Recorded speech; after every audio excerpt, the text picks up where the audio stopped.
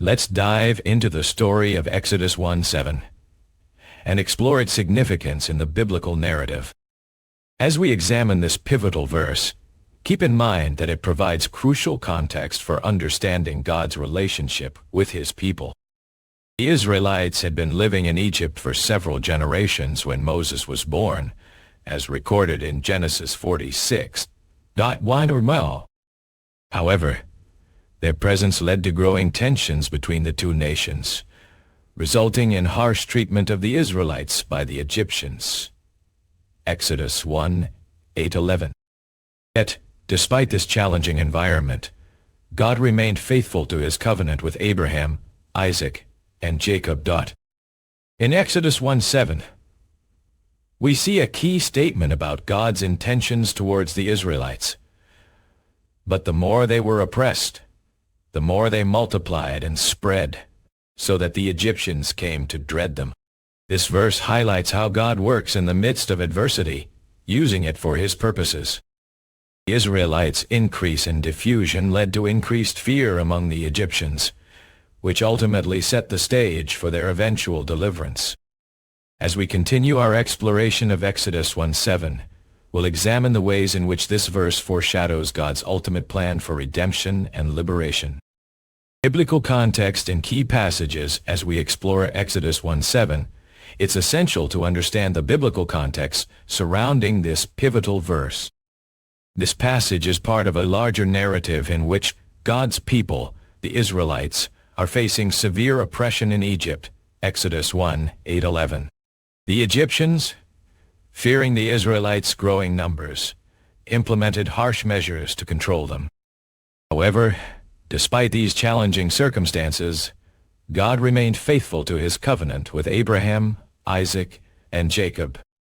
In Exodus 1:7, we see a key statement about God's intentions towards the Israelites. But the more they were oppressed, the more they multiplied and spread, so that the Egyptians came to dread them. This verse is not an isolated incident, but rather one of many instances in Scripture where God uses adversity for His purposes. In Deuteronomy 37 we read, "The Lord will bring you into the land He swore to your ancestors Abraham, Isaac, and Jacob, to give you a land with flowing streams, with springs dug out from pools and caverns overflowing with water." A similar theme is echoed in Isaiah 41:10, where God reassures His people, saying, "So do not fear, for I am with you. Do not be frightened, for I am your God. I will strengthen you and help you. I will uphold you with my righteous right hand."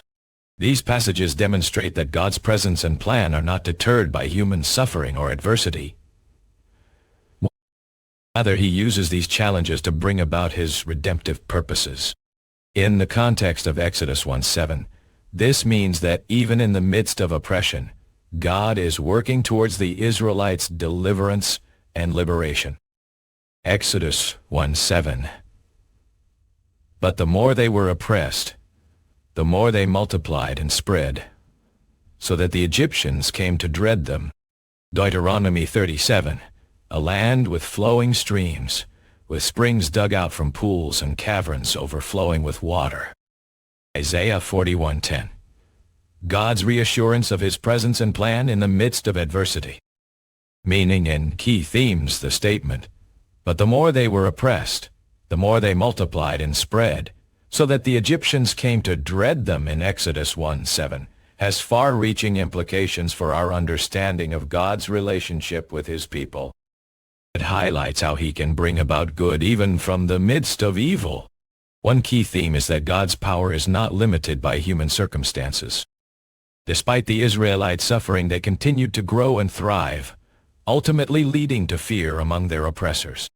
This paradox underscores God's sovereign control over all events, including those that may seem adverse or unjust.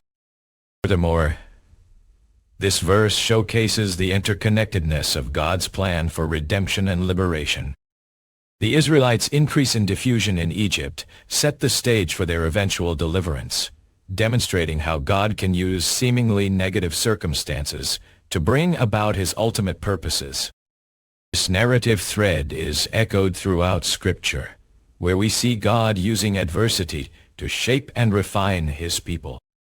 In Genesis 50:20, Joseph acknowledges that even though his brother's actions were malicious, God intended it for good to preserve a numerous family. Similarly, in Romans 8:28, Paul writes, "And we know that in all things God works for the good of those who love him, who have been called according to his purpose." These biblical examples remind us that our experiences, whether joyful or painful, are not random, but rather part of a larger narrative where God is working towards redemption and liberation. Practical application today, the significance of Exodus 1:7 extends beyond its historical context, offering valuable insights for believers today. One practical application is to trust in God's sovereignty, even when faced with adversity. By recognizing that he can bring about good from evil, we can cultivate faith and perseverance in the midst of challenges. Another implication is that our experiences, whether positive or negative, are not isolated events, but rather part of a larger story where God is working towards redemption and liberation.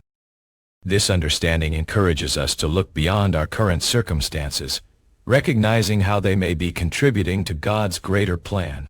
Exodus 1:7, a testament to God's power to bring about good from adversity. Romans 8:28, a reminder that God works for the good of those who love him. Conclusion. In conclusion, Exodus 1:7 serves as a powerful reminder that God's presence and plan are not deterred by human suffering or adversity. Despite the Israelites' challenging circumstances in Egypt, they continued to grow and thrive under God's guidance. This narrative thread is echoed throughout Scripture, where we see God using adversity to shape and refine his people. By trusting in his sovereignty and recognizing that our experiences are part of a larger story, we can cultivate faith and perseverance in the midst of challenges. As believers today, let us draw encouragement from the Israelites' story and remember that God is working towards redemption and liberation, even in the midst of adversity. May this truth guide us to trust in his goodness and power, no matter what we face.